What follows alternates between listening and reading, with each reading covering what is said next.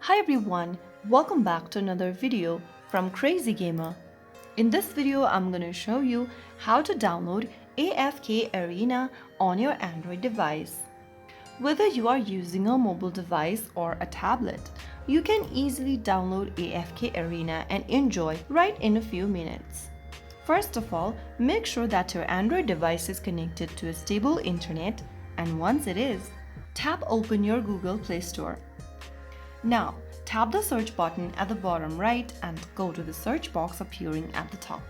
Type in AFK Arena and search. Look for this application and tap the install button to begin downloading AFK Arena on your Android. You will then be able to start the download process, wait for a couple of minutes, and you can then open the game and find the AFK Arena icon on your home screen. That is how you can easily download AFK Arena on your Android in just a couple of steps. I hope the video was helpful to you. If it was, make sure to give us a thumbs up. Subscribe to Crazy Gamer for more tutorials like this.